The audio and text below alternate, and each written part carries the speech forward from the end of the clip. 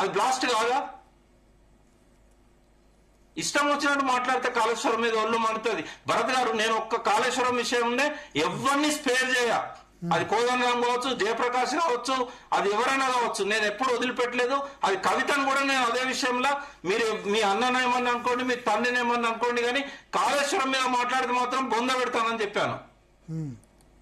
నేను ఎవరిని వదిలిపెట్టాను. కాళేశ్వరం మీరు బాగా బలంగా నమ్ముతున్నారు, తెలంగాణ జీవనాడి అని నమ్ముతున్నారు, అంతేనా? నమ్మడానికి కాదండి, అది జీవనాడి, అది ప్రాణహిత, తెలంగాణ ప్రాణధార. అది లేకపోతే అసలు 35,000 మంది ఇదివరకు చచ్చిపోయారు, 3,50,000 మంది రైతులు ఇప్పుడు చచ్చిపోతారు. ఏదో 2 సంవత్సరాలు వర్షాలు పడ్డాయి కాబట్టి మంచిగా నీళ్లు వచ్చినాయి. మరి ఎందుకు ఎత్తిపోస్తానండి? అది వరదల్లో కొట్టకపోతే ఎందుకు ఎత్తిపోతానండి? ఇప్పుడు నీళ్లు వస్తున్నాయా లేదా కాళేశ్వరం నుంచి? అరే, రేవంత్ రెడ్డి అంటే ఆయన రాజకీయ కక్షతో మాట్లాడతాడు. కేంద్ర మంత్రికి ఎందుకండి? ఏమన్నా రేపు ఎల్లుండో ఇక్కడ బీజేపీ ఉద్ధరించేది ఉందా? అధికారంలోకి వచ్చేది, ఓట్లు దండుకునేది ఉన్నదా? నెక్స్ట్ ఎలక్షన్ లో చూద్దాం, డిపాజిట్లు కూడా రావు వీళ్ళకి.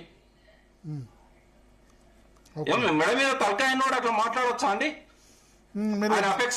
నాకు అర్థమైతే మీరు చాలా ఉద్వేగంగా ఉన్నారు ఈ విషయంలో. ఎందుకో మీరు నార్మల్ గా అది ఇప్పుడు భరత్ గారు మీరు కూడా మాట్లాడేటప్పుడు ఇప్పుడు ఏమన్నారు, ఏటీఎం అన్నారు, ఇదంతా అన్నారు.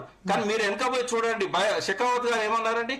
ఉత్తమ్ కుమార్ రెడ్డి ఇదే పిసిసి నేనేమన్నా అంటే వీళ్ళు ఏటీఎం అన్నారు, ఇప్పుడు 1,00,000 కోట్లు వృధా అన్నారు, కానీ సిబిఐ ఇన్వెస్టిగేషన్ మాత్రం చేస్తలేరు అని నేను అన్నా. ఒక నిమిషం మీరు అన్నది కరెక్టే, కానీ 2016 నుంచి ఎన్నిసార్లు నేను చైర్మన్ ఉన్నప్పుడు సిడబ్ల్యూసి వాళ్ళు ఇక్కడికి వచ్చారు, వచ్చి ఆహా ఓహో 3 గార్జెస్ డామ్ కంటే గొప్ప ప్రాజెక్టు ప్రపంచంలోనే దీనంతా గొప్పది లేదని చెప్పిన వాళ్ళు సిడబ్ల్యూసి చీఫ్ ఇంజనీరే కదా. అవును, వాళ్ళ సిడబ్ల్యూసి ఇంజనీర్లందరినీ కూడా ఇక్కడ పంపించి దీన్ని అధ్యయనం చేయండి అని కూడా అన్నారు. దేశానికి ఇది ఆదర్శం అన్నారు. చాలా రాష్ట్రాలు ఇట్లా చేయాలని చెప్పారు. అది చూసిపోయే ఫడ్నవీస్ ఇవాళ వేణగంగ నుంచి భీమా బేసిన్ కి నీళ్లను తరలిస్తున్నాడు లిఫ్ట్లు పెట్టి.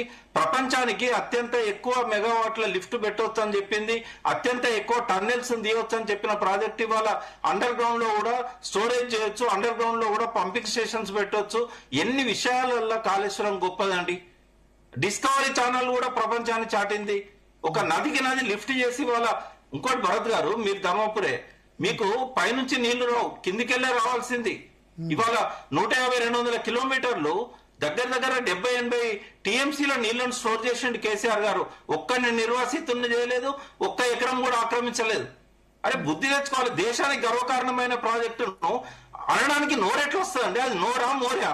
పార్లమెంట్ సాక్షిగా ఇష్టం వచ్చినట్టు మాట్లాడవచ్చా? రాజ్యసభలో పెద్దలుండే సభ, అది పెద్దల సభ గద్దల సభ అయిపోయింది. గుజరాత్ లాంటి రాష్ట్రాల్లో అనేక స్కాములు చేసిన విధవాన్ని తీసుకొచ్చి ఇక్కడ మినిస్టర్లను చేస్తున్నారు. మెడ మీద తలకాయ అంటే రమ్మనండి, చూపెడతా. ఓకే ఓకే ఓకే శరత్ గారు, చాలా బాధ అనిపిస్తుంది భరత్ గారు. శరత్ గారు, వి ప్రకాష్ గారు వాళ్ళు చాలా ఆవేశంగా ఉన్నారు ఆయన